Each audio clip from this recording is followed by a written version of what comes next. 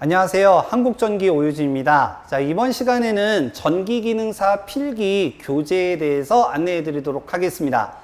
자, 기능사 필기 시험을 준비하실 때 여러 교재들을 아마 알아보실 텐데, 처음 시작하려고 하시는 분들은 어떤 교재를 사야 될지를 너무 어려워 하십니다. 그래서 대부분 뭘 하게 되느냐? 유명한 거를 찾죠. 가장 유명한 거. 검색을 했더니, 이게 많이 나와? 이게 많이 추천을 해줘? 그러면 이제 그 교재를 선정을 하죠. 그리고 나서 후회하는 경우가 이제 굉장히 많습니다. 물론 이제 교재 가격이 싸다라고 하면 싸고 비싸다라고 하면 비싸로 할 수 있는데, 일단 여러분들이 이런 것이 있구나라는 것 정도는 알고 교재를 선택하시면 좋으실 것 같아요. 자, 보통 기능사 필기 시험을 준비하실 때, 기본적으로 구성이 되는, 구매를 하시는, 구성보다는 구매가 낫겠네요. 구매하시는 교재는 크게 두 가지가 있습니다. 하나는 이론서고요. 이론서가 있고요. 또 하나는 기출문제집이에요.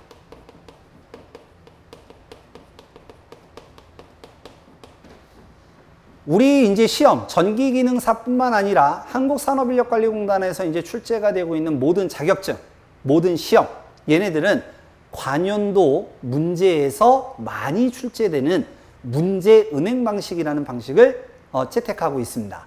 문제은행 방식은 그냥 쉽게 얘기하면 이런 거예요. 과거에 나왔던 문제에서 뽑아서 출제를 하는 거죠. 근데 모든 문제를 그대로 다 내는 건 아니고요. 신규 문제도 추가가 됩니다. 근데 이제 신규 문제가 전체가 나오는 건 아니고 일부가 추가가 돼요. 그래서 크게는 이렇게 이제 두 가지로 이제 되어 있는데, 이 기출 문제, 과거에 나왔던 문제를 풀려면 일단 내용을 알아야 풀겠죠. 그래서 이론서를 이제 준비하시는 경우가 많아요. 자, 우리 전기기능사는 크게 세 개의 과목으로 되어 있죠. 전기이론, 전기기기, 전기설비. 이렇게 세 개의 과목으로 되어 있고, 요 내용들이 되어 있는 거를 이론서라고 부릅니다. 그래서 이론서는 솔직히 말씀드리면 어떤 책이든 상관이 없어요. 어떤 책이든 상관없고 여러분들이 공부하시기 편한 책을 선택을 하시면 됩니다. 근데 전기 쪽을, 공학 쪽을 처음 공부하시는 분들은요, 책을 딱 피자마자 덮어버려요. 뭔 말인지 하나도 모르겠는 거야. 이게 도대체 한국말인지 외계어인지 모르는 거죠. 그래서 뭘 하느냐? 동영상들을 많이 보는 거죠. 그래서 내가 어떤 동영상을 선택을 했다. 그러면 그 동영상에 맞는 교재를 선택하시는 게 조금 더 좋아요. 어차피 내용은 다 비슷비슷하지만. 그래서 이론서가 일단 기본적으로 있어야 되고요. 그 다음에 이제 기출문제집인데요. 기출문제집, 아까도 설명을 드렸지만 과거에 나왔던 시험 문제가 출제가 되는 거기 때문에 이 기출문제집은 거의 필수라고 보시면 됩니다. 그래서 어떤 분들은 어느 정도 좀 학교 다녔을 때 공부했던 내용이 좀 기억에 남는 분들은 이론서도 필요 없어요. 그냥 기출문제집만 계속 갖다가 풀면서 익혀서 시험을 보시는 분들도 많습니다. 그래서 기출문제집은요, 크게 두 가지 부류로 되어 있는데, 하나는 서점에 가시면 관연도 기출문제집이라는 게 있어요. 일반적으로 기능사의 경우는 5년에서 한 10년치 문제가 수록이 되어 있는데, 제 개인적으로는 좀 적어요. 더 많이 있어야 됩니다. 그건 나중에 수업을 하다가 보면 제가 이제 설명하는 내용이 있으니까 그건 빼버리고, 일단 관연도 기출 문제가 이제 있는데, 과거에는 기능사가 60문제가 출제가 되거든요. 그러면 1번부터 20번까지가 전기 이론, 21번부터 40번까지가 전기 기기, 41번부터 60번까지가 전기 설비. 이런 식으로 이제 구성이 돼서 요 이론, 예를 들면 이론의 내용이 쭉 있을 거잖아요. 그럼 1장, 2장, 3장, 4장 이런 내용들이 쭉 있으면 1번, 그러면 1장이 나오는 게 아니라 1번은 5장, 2번은 7장, 3번은 뭐 2장 이런 식으로 막 섞여서 나와요. 막 섞여서.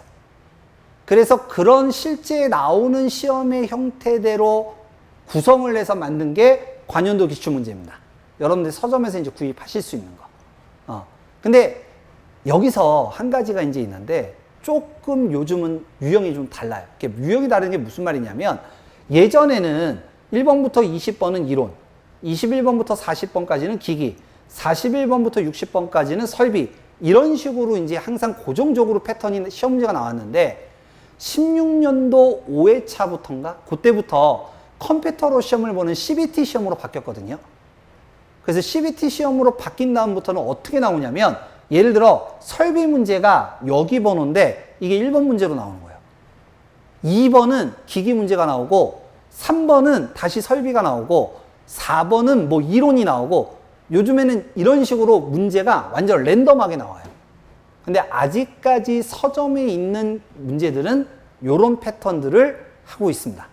그래서 완벽히 똑같다라고 볼 수는 없어요. 그리고 예전에는 시험 문제가 뭐 전국이 시험 문제가 똑같았거든요. 시험지로 볼 때는 예전에는 이제 시험지 이런 거를 쭉 나눠주고 이제 시험을 봤는데 지금은 이제 컴퓨터로 보잖아요. 그래서 문제가 좀 랜덤으로 달라요. 그래서 실제 시험 문제, 관연도 기출 문제라고 되어 있는 서점에 판매되고 있는 그 관연도 기출 문제가 실제 시험 문제 내가 나왔던 문제하고는 다를 수도 있습니다. 그냥 유사 문제죠. 이런 유사 문제. 그래서 그거는 참고를 하시면 되실 것 같아요. 그래서 가장 많이들 보시는 게 바로 이제 서점에서 구하는 이 관연도 기출 문제. 이게 이제 첫 번째 유형이고요. 자, 두 번째 유형은 이제 뭐냐면 저희 같은 학원에서 이제 추구하는 방식입니다. 저희는 요거를 뭐라고 하냐면 끝장 문제풀이라고 해요. 이건 그냥 제가 붙인 이름인데 이것만 하면 끝이다 이런 뜻이에요.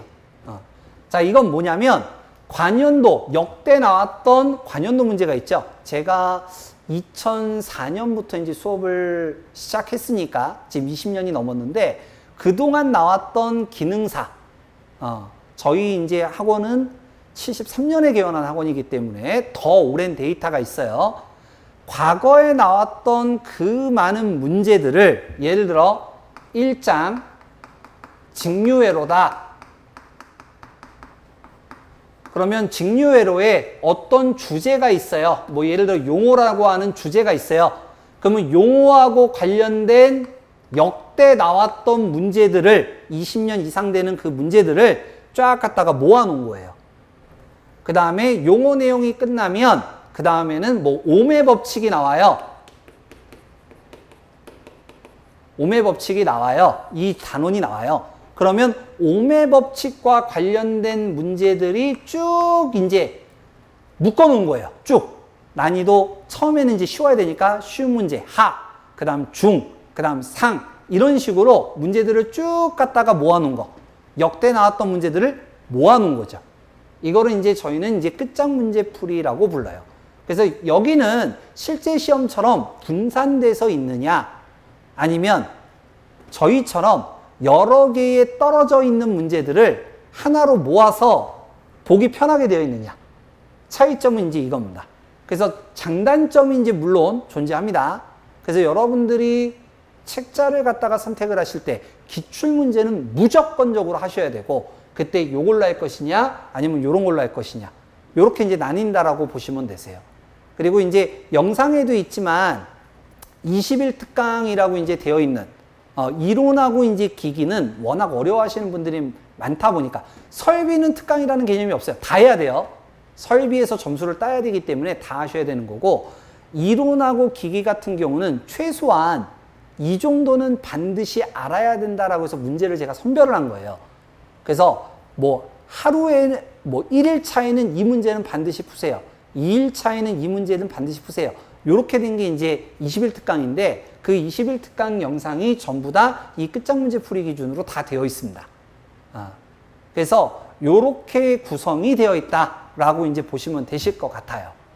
자, 그러면 이제 우리 이론서 책과 저희가 이제 하고 있는 이론서 책과 끝장 문제 풀이 책에 어떤 식으로 이제 구성이 되는지 한번 보도록 하겠습니다. 이번에는 교재를 한번 직접 한번 보도록 하겠습니다. 자, 영상에서 지금 보시는 이 왼쪽 부분에 있는 것이 이제 이론서 책이고요. 지금 빛이 좀 반사가 돼서 이렇게 이제 되어 있습니다. 그 다음에 이 오른쪽에 있는 것이 끝장 문제 풀이 교재입니다. 끝장 문제 풀이 교재. 조금 더 크죠, 이론서보다.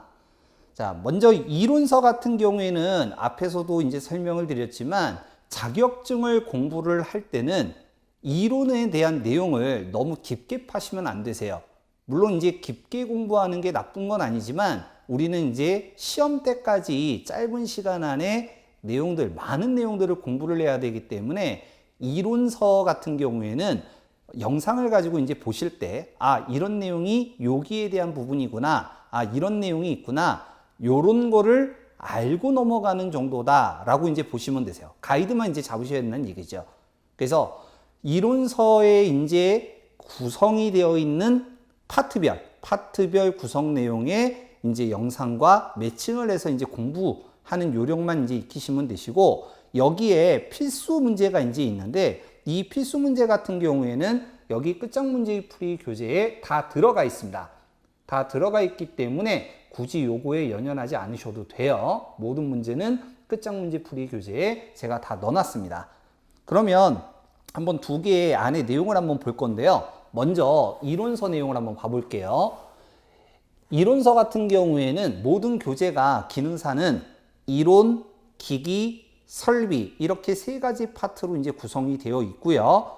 먼저 이론 내용 같은 경우에는 글씨가 좀 안 보이니까 조금 화면을 좀 당길까요? 참고만 하시면 되실 것 같아요. 참고만 해서 보시면 되실 것 같고요. 자, 이론 내용 같은 경우에는 이렇게 맨 처음에 전기 이론이라고 되어 있죠. 그 다음에 이제 중간은 기기, 그 다음에 설비 이렇게 되어 있고요. 양이 많아요. 기능사는 양이 많습니다. 전기 쪽이 다 그래요.